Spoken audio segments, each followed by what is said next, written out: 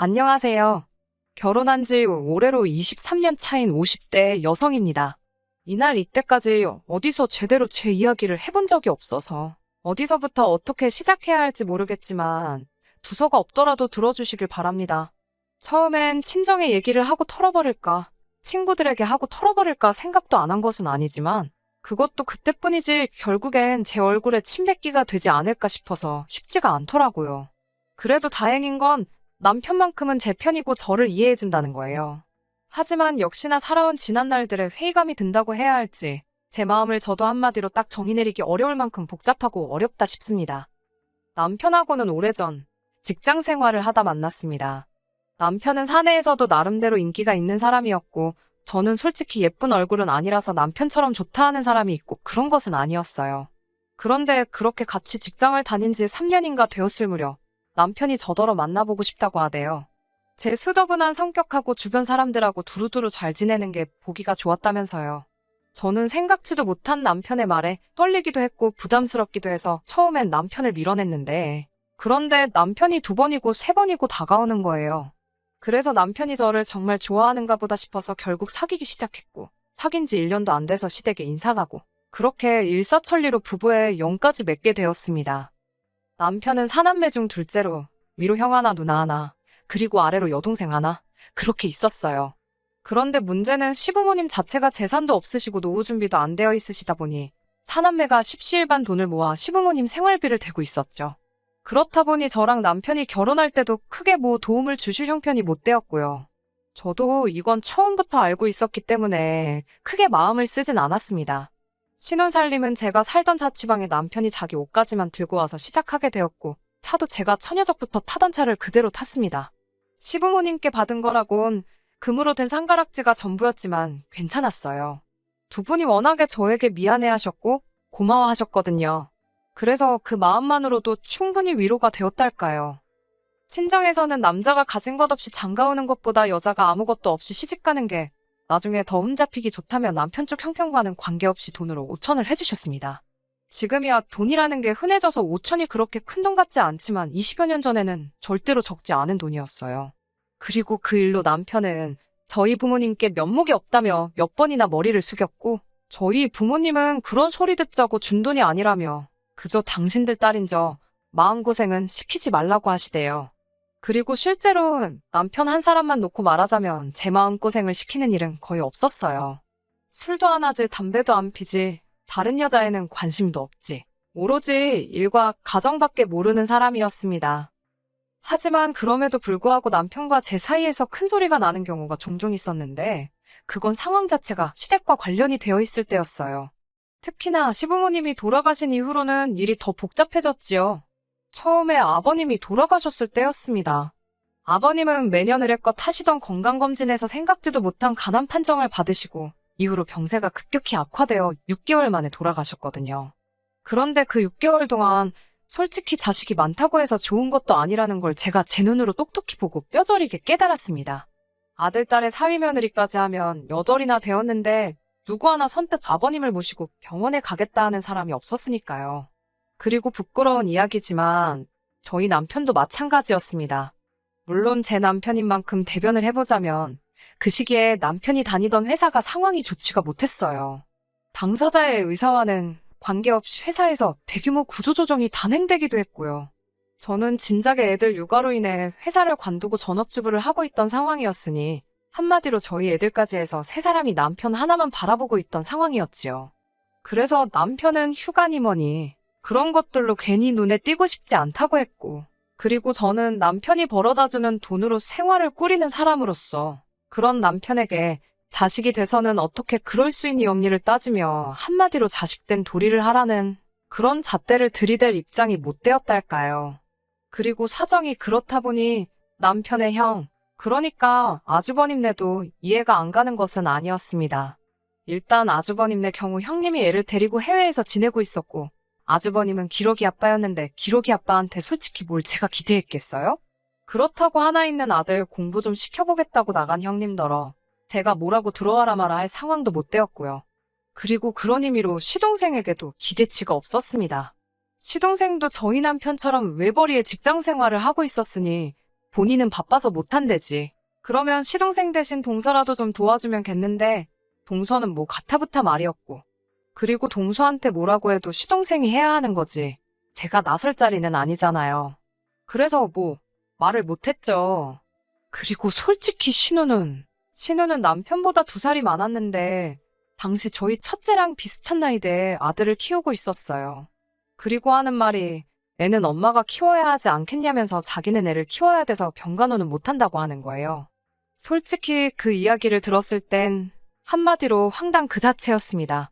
제 손으로 자식 키우는 거야 당연한 거고 틀린 말은 아니었지만 아무리 그래도 그렇다고 부모를 나몰라라 하나 싶은 게 참으로 황당했달까요? 하지만 제가 신우랑 뭐 시시비비를 따질 것도 아니고 해서 그래. 그냥 내가 한다. 내가 하자. 그렇게 됐던 겁니다. 제가 유별나게 착해서도 아니고 희생정신이 강해서도 아니었네요. 말 그대로 아버님이 그래도 저를 애틋해 하셨고 저희 애들도 예뻐해 주셨고 그리고 그걸 떠나서라도 인간 대 인간으로 자식들이 나몰라라 하는 상황을 아시게 될까봐 그게 마음이 쓰였거든요. 그래서 그냥 제 스스로 후회 남지 않을 만큼만 하자는 생각으로 아버님을 챙겨드렸습니다. 하지만 제 정성이 부족했던 건지 결국 반년 만에 돌아가시대요. 그런데 아버님 돌아가신 이후에도 남편을 제외하고는 저한테 말이라도 고생했다 수고했다 하는 사람이 없었습니다. 그저 그 와중에 자기 앞으로 뭐 콩고물이라도 떨어질까 그 생각만 하는 눈치들이었어요. 뿐만 아니라 정작 어머님이 제사 이야기를 꺼내자 또 다시 약속이라도 한 듯이 조용해지는 걸 보고 있자니 정말 질리대요. 그래서 제가 하겠다 했습니다. 그거 뭐 매달 지내는 것도 아니고 1년에 몇 번이나 되나 싶어서 덕 쌓는다 생각하고 제가 하겠다 했어요. 다시 한번 말하지만 제가 유별나게 착해서도 아니고 저도 나름대로 바라는 게 있어서 한 거예요. 아버님이 어디선가 저희 가족을 지켜주시겠지 하는 뭐 그런 걸 바랬달까요. 그리고 그렇게 흐른 세월이 자그만치 10년이 훌쩍 넘었습니다.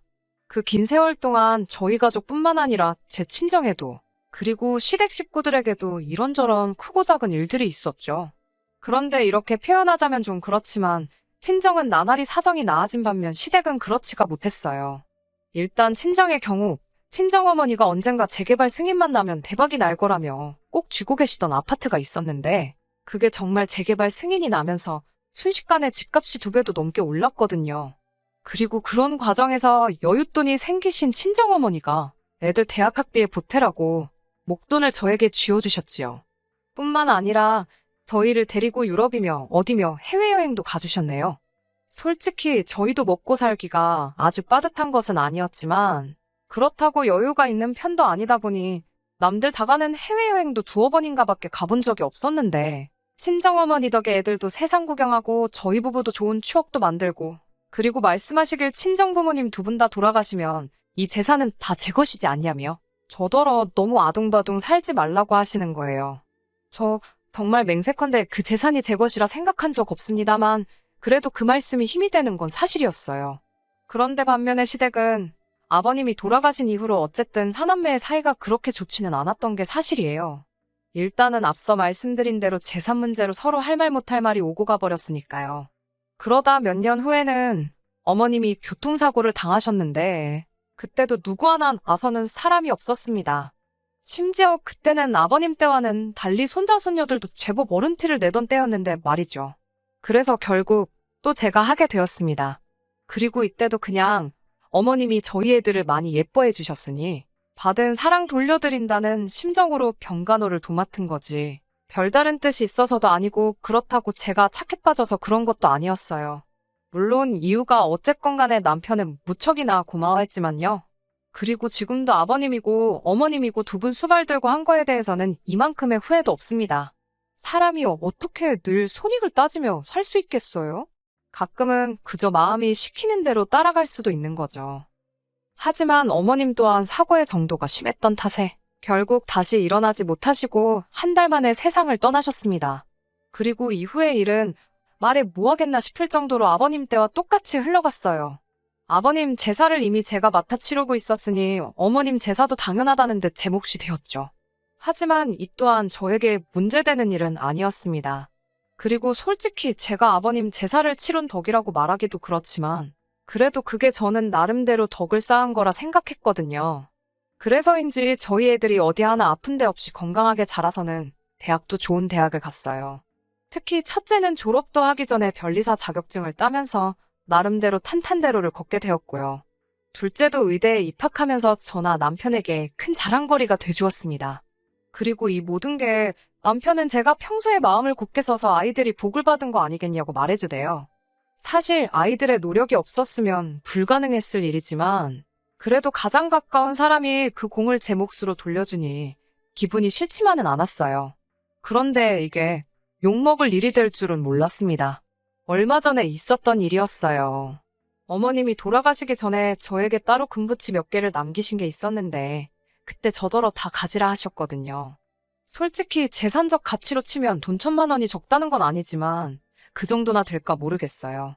하지만 배 아파 낳은 자식들보다 며느리인 제가 헐났다면서 고맙다고 주신 귀한 선물이었습니다. 그런데 제가 솔직히 그걸 차고 다닐 것도 아니고 해서 서랍 한쪽에 보관해뒀었거든요. 그런데 엊그제 서랍 정리를 하다가 문득 그 상자가 눈에 띄어서 이런저런 생각을 하다 보니 마음이 영 편치가 않대요.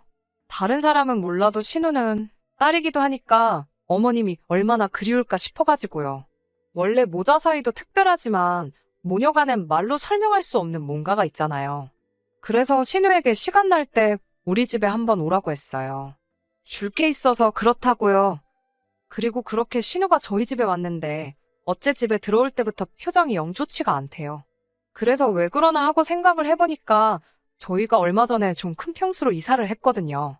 그리고 집들이는 따로 하지 않았다 보니 신우가 이사한 저희 집엔 처음 와본 상황이었고요. 신우는 이리저리 눈을 굴리며 저희 집을 둘러보더니 잘해놓고 사네 하면서 콧방귀를 뀌었습니다. 그리고 그런 신우의 반응을 보고 있으니 난감하기도 했고 민망하기도 했고 그래서 그냥 멋쩍은 듯 웃어 보였어요. 그리고 이윽고 남편과 저 그리고 신우네외가 자리에 둘러앉아 이런저런 이야기를 나누게 되었습니다. 저는 어머님이 남기신 것들에 대해서 언제쯤 얘기를 꺼내야 하나 싶어서 기회만 엿보고 있었고요. 혹시나 이상하게 오해를 하진 않을까 싶어서 말을 꺼내기가 조심스러웠으니까요. 그런데 그때 신우가 먼저 저한테 자기가 할 말이 있답니다. 그래서 해보라니까 자기 아들 소식은 들었냐는 거예요. 사실 시조카가 그래도 어떻게 고등학교까지는 마쳤다는 이야기를 들었습니다. 그런데 이후로 대학도 안 가고 그렇다고 자기가 뭘 배우려고 하는 그런 의지도 없고 그러다가 어디 술집에서 만난 여자를 임신을 시켰다는 이야기를 들었어요. 그런데 그 여자가 애 낳고 얼마 되지 않아 도망을 갔다나 바람이 났다나 원래는 애 낳고 좀 살다가 식을 올리네 어쩌네 했었는데 말이에요. 아무튼 그래서 결국 시조카가 애를 키우기로 했고 그래서 신우네 집에 들어가 산다는 이야기까진 어찌저찌 듣긴 했었죠. 근데 뭐 솔직히 좋은 이야기도 아니고 해서 아는 체를 하기도 그렇고 정말이냐 어떻게 된 거냐 물어보기도 그래서 가만히 있었거든요. 그런데 저더러 다 알지 않냐면서 자기가 생각해보니까 그게 다 저 때문이랍니다. 솔직히 정말 꿈에서도 생각해본 적 없는 말이라서 너무 황당했어요. 그래서 그게 무슨 말이냐고 따졌죠. 그랬더니 저희 첫째나 자기네 애나 고만고만한 나이인데 저희 애들 챙길 때 자기 애는 생각 안 나더냐는 거예요. 황당했죠. 아니 잊고 산 건 아니지만 그렇다고 제가 뭐 한다고 매일같이 시조카 생각을 했겠어요. 그리고 제가 순간 말문이 막혀서 제대로 말을 잇지 못하니 신우는 이때다 싶었나 봅니다. 저희 친정이 먹고 살 만한 것도 알고 있었고 그래서 맞벌이도 아닌데도 돈 걱정 없이 살지 않았냐며 참으로 매정하다며 남편하고 저더러니들은 삼촌도 아니고 숙모도 아니라며 그 못돼 처먹은 신부가 저희 애들 앞길 망칠 거라는 거예요. 아니 다들 나몰라라 하는 시부모님 병수발에 제사까지 군말 않고 챙겼으면 말이라도 고맙다는 소리는 못할 망정 헛소리는 하지 말아야 하는 거 아닌가요? 결국 남편이 먼저 신우더러 말 같지도 않은 소리를 한다고 소리를 질렀습니다. 저도 신우더러 그딴 소리나 할 거면 내 집에서 나가라고 했고요. 그러자 신우랑 시매부도 저희더러 그렇게 살지 말라면서 삿대질을 하는데 원래 남이 자식한테 악담하는 거 아니라지만 부모가 저 지경이니 아들이 그따위로 걷지 싶은 거예요. 그래서 이럴 시간에 가서 네 자식 단속이나 잘하라고 했습니다. 뭘 보고 컸는지 알만하다고요. 그랬더니 신우가 자기 쓰러질 것 같다며 아주 혼절하는 신용을 내는데 가짜나서 원. 그리고 이웃에서 신고를 한 건지 얼마 후에 경찰이 왔습니다. 제가 전후 상황 설명을 하니까 일단은 어쨌든 제 집이니 신우랑 심해부더러 나가야 된다며 끌고 나가대요. 그리고는 뭐, 그렇게 그쪽이랑은 완전히 끝장을 본 거죠. 솔직히 지금도 이렇게 쓰면서 어이가 없어요. 남한테 피해 끼치지 않으려고 늘 조심하며 지냈고, 손해를 조금 보는 일이 있더라도 착하게 살면 복이 온다는 그 말 하나는 정말 믿었는데, 이렇게 모욕적인 일을 겪게 되다니 참으로 씁쓸합니다.